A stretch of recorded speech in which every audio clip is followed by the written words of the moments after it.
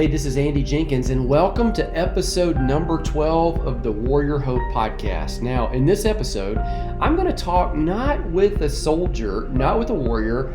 We're going to talk with a pastor, Pastor Robert Caridi. He's a leader that we met when he attended the First Centers of Hope leader training event this past February here in Birmingham, Alabama. The guy and his wife flew all the way down from New York, got stuck in the snow, on the tarmac, up, mechanical issues, all kinds of things going on, but they made it. And so we really got to connect with them that weekend. Here's a little bit of Robert's story. He was born to an Italian-American family in North Belmore, New York, was raised Roman Catholic, and then followed from the Catholic tradition all the required religious practices, attending Mass regularly. He graduated college with a BS in education. He earned his master's in special education, which is a subject that he taught for 30 years. And he's been married to Teresa, who joined him with us in Birmingham that weekend. Married her back in 1983.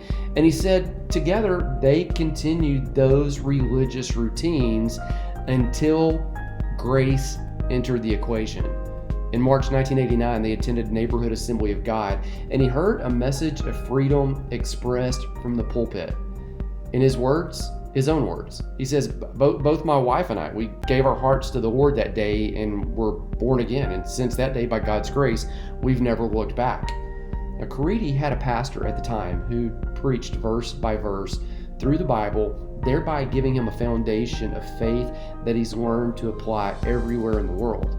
In January of 2015, his pastor was killed in a car accident upstate New York, and he, at that season, and this is important, he walked the congregation through the healing process of that loss simply by looking and serving in the field in which he was planted. As a result, something unexpected happened, and that church turned and voted him a special education teacher. With the master's degree, all kinds of qualifications, they voted him as the interim pastor, and then not much later, they asked him to become the senior leader of the church. For 3.5 years, he double dipped, did double duty, leading the church while finishing out a career in education. And then in June 2018, so just a couple years ago, he retired from teaching and has been leading Neighborhood Assembly, that's the name of the church, since then. Now, I asked Robert to join us on the podcast because of this reason. His church saw a unique opportunity to serve veterans, again, by paying attention to the people that were right there in front of him. A lot of times church leaders, they reach out to us at Crosswinds and they wonder, or they'll ask me after I've done a Facebook Live or a video. I've lived in church world for years and teach a lot of things that are faith-based, and they'll say, hey, how could we reach out to veterans around here? Like, how would we do that? Or are there any veterans here? And the answer is yes. There are a lot of men and women everywhere you go that are veterans. So Robert talks a little bit about that. How do you serve them? Not control them, not recruit them, but serve them. And he discusses some of the tough questions that he's helped veterans navigate. Like there's a difference between murder, which is wrong in the Bible, and killing, which is sometimes something warriors must do. And how do you discuss the differences between those two things and help remove the cloak of guilt, shame, condemnation that many times warriors silently, alone feel? And by the way, if you've been listening here for a while, that has a lot to do with that topic of moral injury that we discussed way back in episode 3 and in episode 4 and in piecemeal at other times. Robert also discusses the necessity of building trust with people. He answers questions about medications. Some people think that prescriptions are all bad and that the VA doesn't need to dispense them. Other people think that medication is the exclusive way to go. Well, in this talk, he offers us a third option. He talks about connecting veterans to other veterans and staying in touch without being pushy. And he discusses the power of story and how many times telling our story actually brings healing to us, but it also shows other people what's possible. It shows them that they're not alone, and it shows them that if we can make progress, then they can possibly do it too. Now again, here's how it all happened. Quite simply, the Caridis began serving the people right in front of them every step of the way. Here's the story shared with my friend Robert Caridi. Okay, I'm actually here with Robert Caridi, Pastor Robert Caridi from Belmore area in New York with Neighborhood Assembly of God. Put us on the map real quick. Tell us where Belmore is. It's right in the middle of Nassau County on Long Island. We're about 20 miles from the city. And it used to be a little bit more rural, but it's growing as the population moves out. Gotcha. Okay, so if we know where Long Island is, we know kinda about where you are. Yes. Yeah. All right. So I think the counties, like I don't even know all the counties in my own state. I did when I was in high school geography, and we had to memorize them and write them all down. And in history, we had to do the same thing. And now goodness, I recognize the signs when I'm driving past and recognize the names, but I couldn't. It'd be like playing the on the donkey, right? But I know where Long Island is. Two counties on Long Island, Nassau and Suffolk. Gotcha. Okay, well, so you guys, you're a pastor of a church up there, and you guys have gotten involved doing some work with veterans. I met you several weeks ago when we had the first Warrior Hope training to lead the Centers of Hope, where we walked through the curriculum there, the blue book that people have seen online, and the video courses. We actually shot those live during that. You were there at the first one. Talk to me about how you guys with your church got into helping veterans. And the reason I want to ask that is because most of the time, a lot of churches, they want to do something related to veterans. They have a lot of veterans in their church, but for the most part, do anything specific there, it really just kind of revolves around on 4th of July. We have all the veterans stand up, we clap, they sit down, that's it. You guys have taken a different approach. So just tell me the story. How did you guys get involved in that? Well, we have a fair in Belmore in the summer. So the church had a table there, if you will, to reach out to the community. And I strolled through the fair and I saw another area where the Vietnam vets were. Yeah. And so I went over and started talking to them and listened to their stories. And I was really touched. I guess no better choice of words, touched by what they were saying, what they went through over Vietnam, and I saw the camaraderie that they had one for another and the support they had one for another. So at that point, like, how do we do something to minister to our veterans? How do we reach this population? And just so happened by coincidence, which I don't believe in coincidence, I believe in the sovereignty of God, a week later, Reverend Fred Miller, who is in Suffolk County on Long Island, sent out a flyer pertaining to clergy who want to help veterans deal with the moral injury from war from a Christ-centered perspective. So I went to the conference, I met Reverend Miller, and that's where I met a veteran named Joseph Brendel and another veteran, Cynthia, who worked for the VA. Well, we got together and we started talking, and another veteran, John Frias, who's a two-tour Iraqi veteran, we got involved. And we looked at a curriculum to minister to our veterans. July 6th of last year, we had something called Heroes for Heroes. It was a kickoff where we had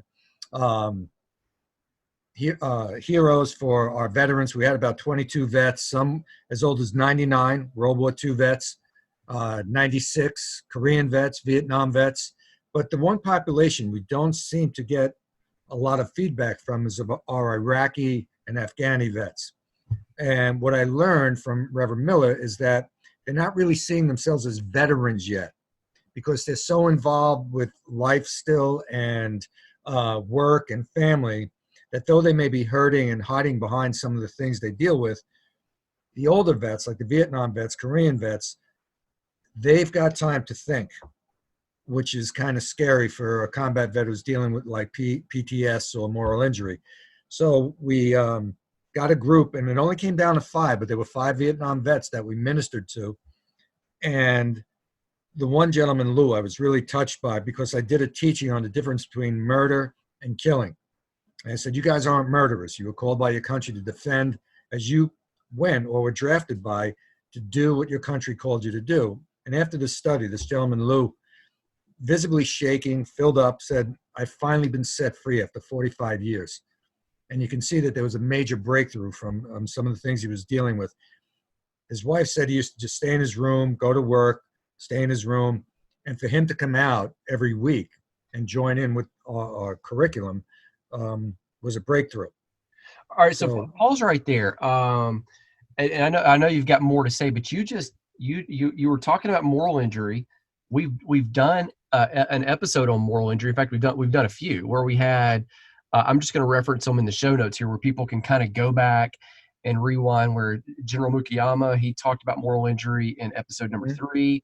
In number 4, I did a long teaching on moral injury. And so the short version of it is moral injury happens when somebody has to violate their conscience. We have this human code, and you have to violate it for the purposes there.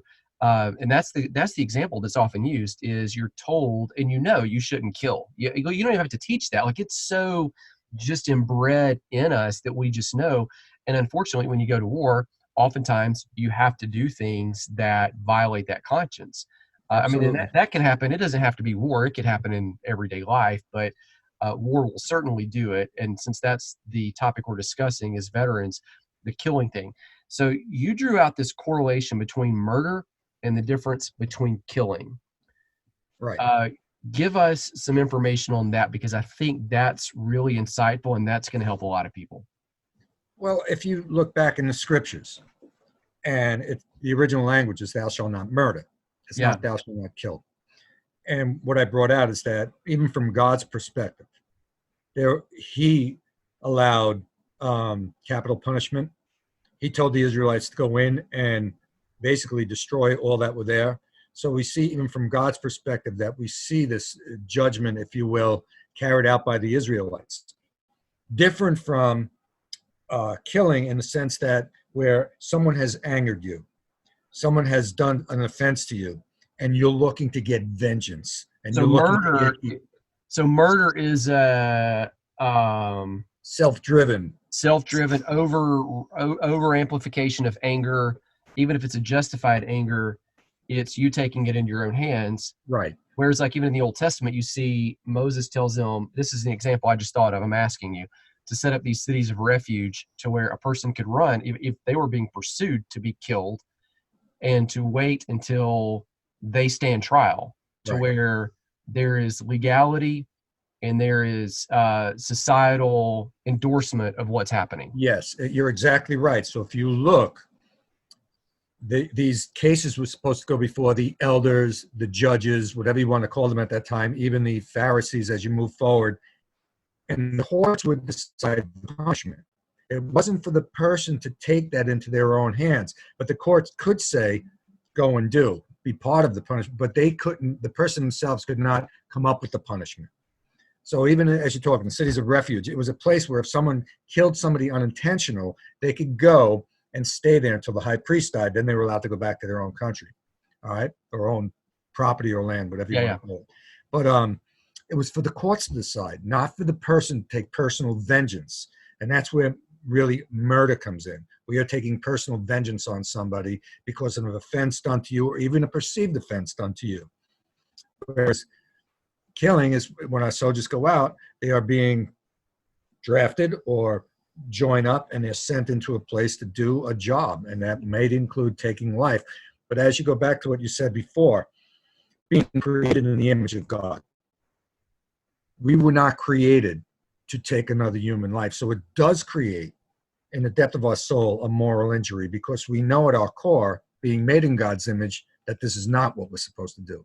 Yeah. So when you can take a veteran and explain that to him, that you didn't murder, and that there is forgiveness in Christ, when they understand that they are completely forgiven and covered, when they can grasp that and understand what Jesus did on the cross, and they often use the thief on the cross, because he was more than a thief, he was a murderer, that because he put his faith in the Lord, at that very moment, he was forgiven.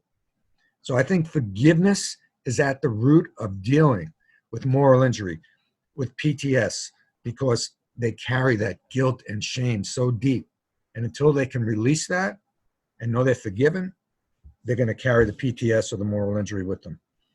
Okay, that's a fascinating point right there in a lesson. I'll put some verses and other notes that we'll get from you. We'll put them down there to where people can kind of take a deep dive on that, because I know that people that are listening, that's going to be something that is going to be this big aha moment to where we kind of lump those two terms together, and they are very radically different. Yes. To where completely different opposite extremes.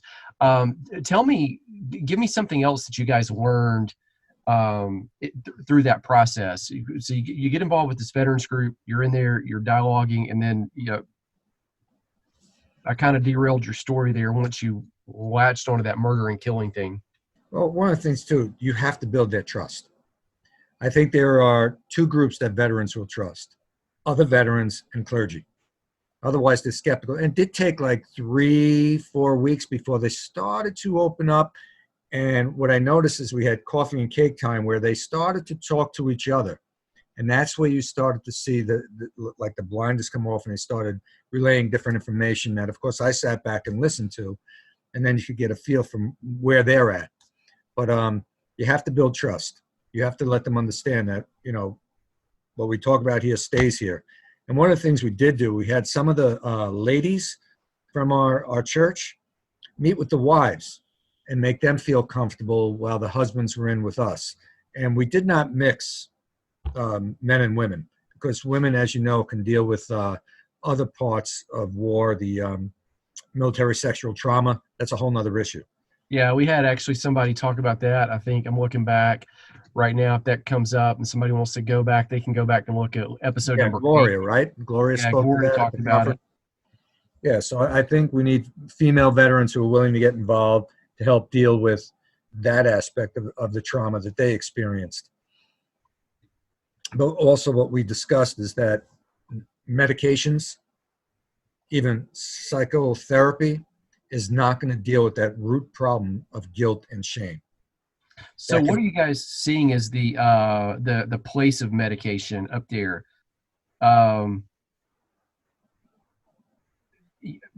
Does that question make sense? Yeah, I mean, even the vets will joke about that. Like, they're ready to give you the pills and send you on your way. I'm not a pharmacologist in any way, shape, or form. You know what I mean? Yeah, you're answering as a pastor, not as a pharmacist. Right. So I'm sure it has its place. I definitely believe that if someone's on the edge, you can take the edge off. Yeah. Or if there's an organic component. Or maybe slow them down to where mentally it slows the mind down to where you can deal with the deeper issue. Right. But go ahead. Or if it's organic and they need something to regulate the neurotransmitters in the body, then they need it. But it's got to come to a point where that can't be the, quote, crutch that's getting them through every day, or the dependence, because let's be honest, then they can turn to the bottle.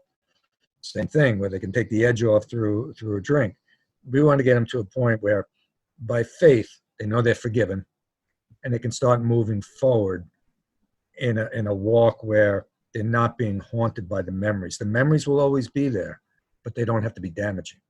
That's a good word right there. So the memories may not go away. I mean, they're memories, but you can frame it in a healthy way, or at least frame it in a way that's not harmful or destructive. You said something about the pills a pill can't minister to guilt and shame. No, it cannot. It cannot. I mean, it can take the edge off. It can put you in a happy place, if you will. But it's like anything else. Let's use disease. You could take an aspirin if you have, say, the flu. It may reduce the fever, but you still have the flu. Right. So just think of PTS or moral injury as a long-term flu, and you can keep taking the aspirins, and it'll take the edge off for a while, but it's not going to heal the kind of flu of the soul. Exactly. A couple years ago, I had one of my daughters was on a zip line. I've used this story before, and she fell. She was probably at the time 6 or 7 years old, fell about 6 or 8 feet. She landed on her wrist, and she started crying. I dusted her off, and then she was just really tired. It was the end of the day. So I took her upstairs. turned the water on, let her take a bath. She just kind of hung it there on her own, for maybe an hour or so. After she got out of the bathtub, she dried off, and then she came and found me, and she said her wrist was hurting. And Right. so, and it seemed to be hurting more than just normal. Like it was, initially I thought she was just crying because she fell. And so we gave her an Advil, and then I drove her to the emergency room to get it x-rayed and get it looked at. And it turned out that she had a little bit of a fracture in there. There you Wasn't go. extensive, but apart from that pain, I would not have known. It was the Right. pain was a signifier to deal with something different. And so, it was only because she was crying and because she felt this that we even knew to go to the emergency room, get it x-rayed. And I mean, come to find out, they just basically said, hey, this one will, put a little soft thing on her. It wasn't even a hard cast. It was just a little, Velcro wrist thing. Okay. And she was fine.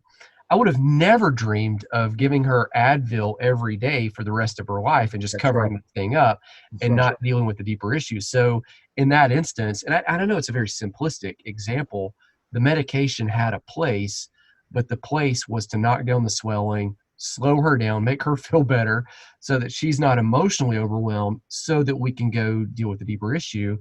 And I think what a lot of times that I see is that feelings are to our soul what physical pain is to the body, Yes. or even physical pleasure, because some feelings are pleasurable, some feelings are painful. So maybe feelings are to the soul in general what physical sensation is to the body.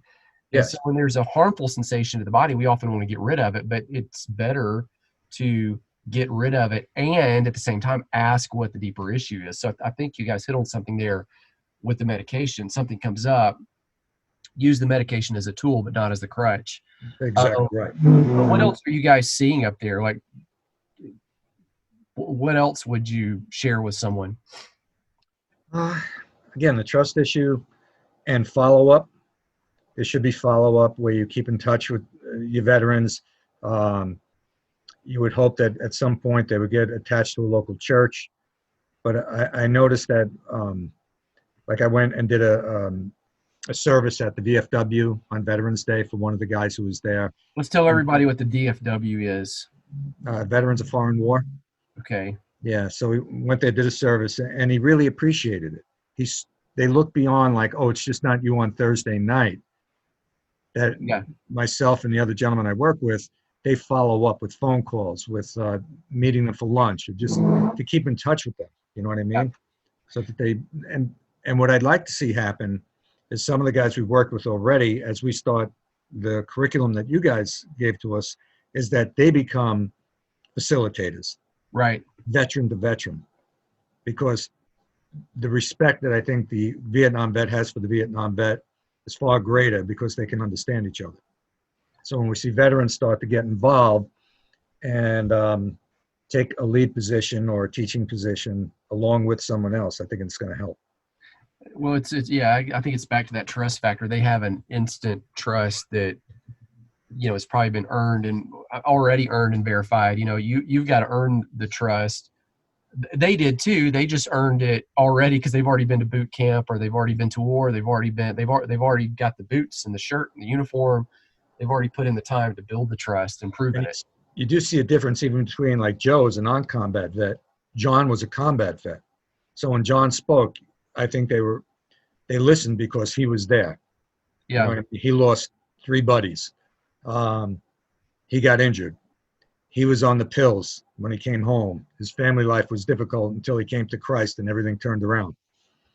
So he has a personal story that they can relate to. Have you seen that when someone shares the story that it sparks hope in other people, that they see that they could make it as well? Absolutely. Absolutely. Yeah. I mean, he's a living proof of what the Lord did in his life, and that he's now a principal of an elementary school. He's got 4 children. You know what I mean?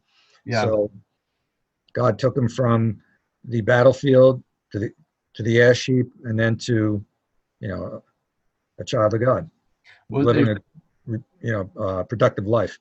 Well, there's this verse in Revelation 12 where it says they overcame by the blood of the Lamb Amen. and the word of their testimony, which would be the word of their story. So that's all testimony is. That's just kind of the Christian version, Christianese version of somebody's Story. life story, what the Lord's done in intersecting their life.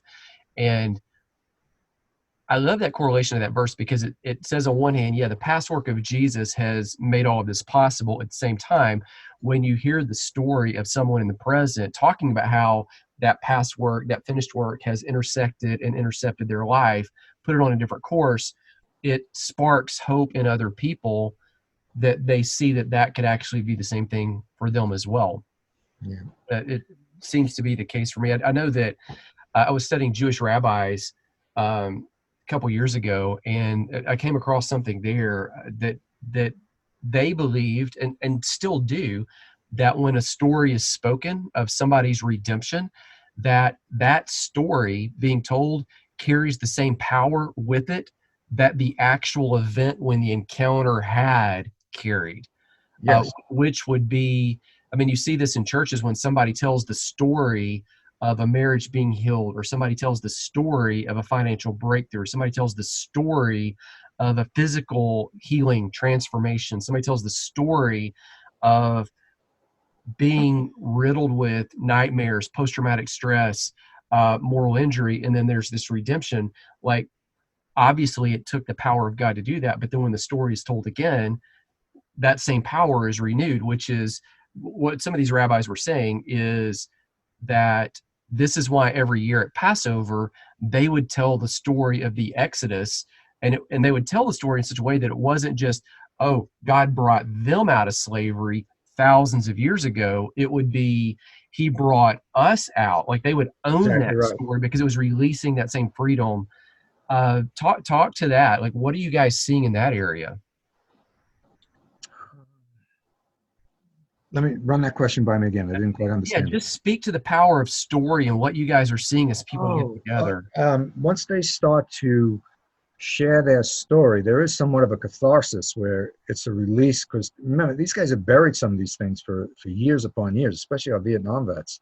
Yeah. And so, they built a level of trust. And now there's somewhat of a catharsis as they let it out. Like this one gentleman, Frank, he still has been very quiet and doesn't open up. And I believe he probably did some things or saw some things that were even beyond what the other gentleman shared.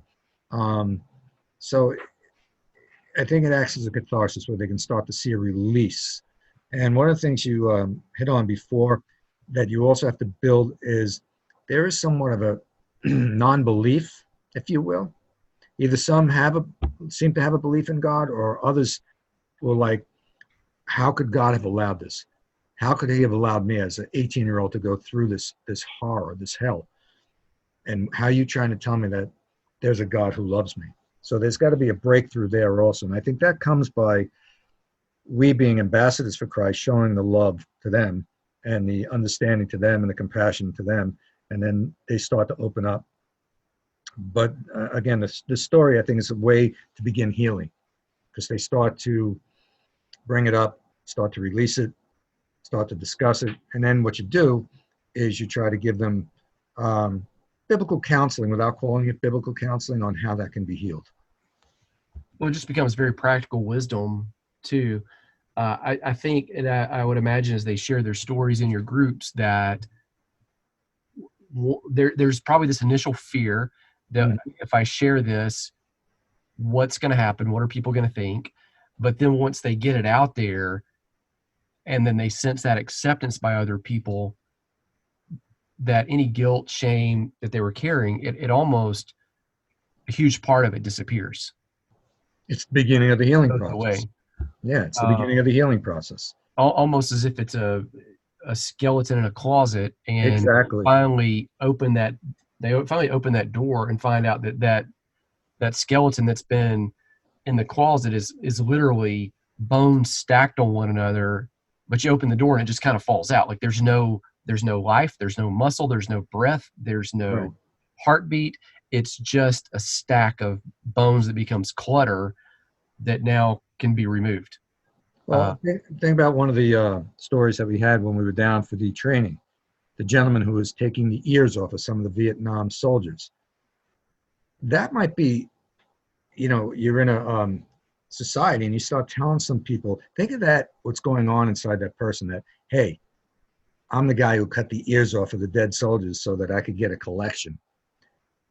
You got to feel some kind of like, whoa, I don't want to tell people this. What are they going to think of me? And so when they get to the point where they can start to share that and realize, listen, that was a different time. You're in a different place, a different mindset, but there's forgiveness and you have to move forward. Right. I mean, think about that. If you or I had done things like that, how we'd want to bottle that up and keep it in the closet.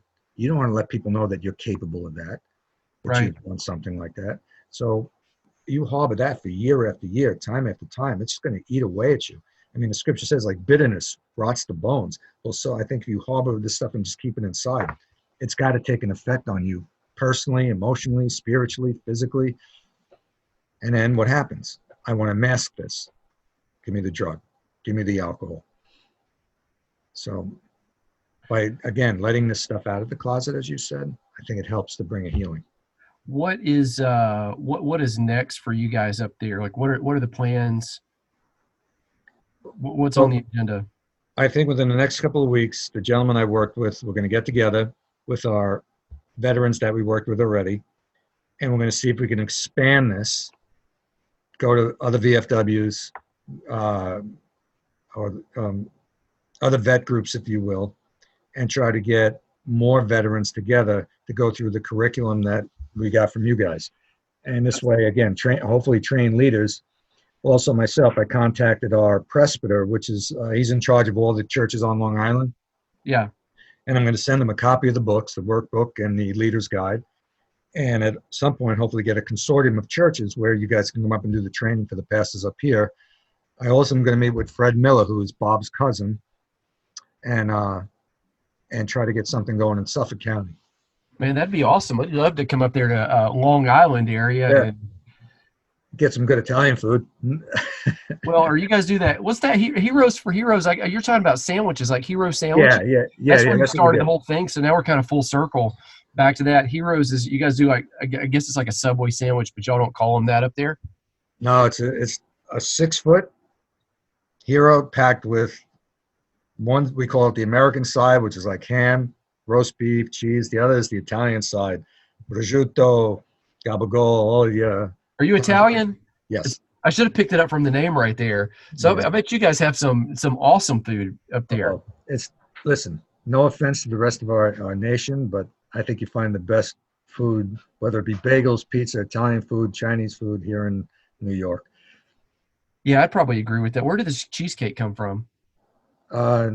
Cheesecake? Well, there's a couple of places in the city that supposedly make, but we have one. That's not Italian, is it? Well, there's New York cheesecake, which is made out of I think cream cheese, and then there's Italian cheesecake, and it's made out of ricotta cheese or something, a different type. Oh man, I had no idea that was the difference. Okay, so I have to go up there and try all the cheesecakes. Yeah. Okay, so if people want more information about the vet groups that you guys are doing up there, is that something they can find on the church website? Where do they find that as we sign off? They can go to the church website, send me an email at info@belmoreag.org. I'll put all that down there in the show notes where they can find that if they're in that area, whether they're a veteran, want to help with veterans, or they're leading a church that wants to get involved with that. Anybody that's kind of in that area can get in touch with you guys, and you can. Yeah, and unfortunately, I'm afraid to even try to get to my emails right now, but I can get you information about Joe Brendel. You're flipping through paper trying to get email. That's your problem. I can hear the paper shuffling. I hate to get my email. Like, it's email, not paper mail. Yeah, I know. I'm old school, but it's JJ Brendel. I think it's at Gmail, but I can get you his email. And Joe he's the guy who gets the vets. He's the vet seeker, if you will. Okay, we'll put that down in the show notes as well, so we can get all that. Man, thank you so much for your time. Thank you for what you guys are doing up there and for connecting with us. We were so honored that, looked on the list there of the roster of people coming, thought, man, we got people coming here from New York. And then I know you guys got snowed in the night before. It was a windstorm like you couldn't believe. The wind was actually blowing east to west with a driving rain, and they That's just canceled backwards. all the flights. Yeah. So It usually was west-east. And then you guys still made it, though. yeah, we came in that night. We missed the first part, but caught up the next day. Yeah. Man, I appreciate it. We were so honored to have you guys there. Thanks for really kind of taking this and taking the baton up there, running with it, spreading it out.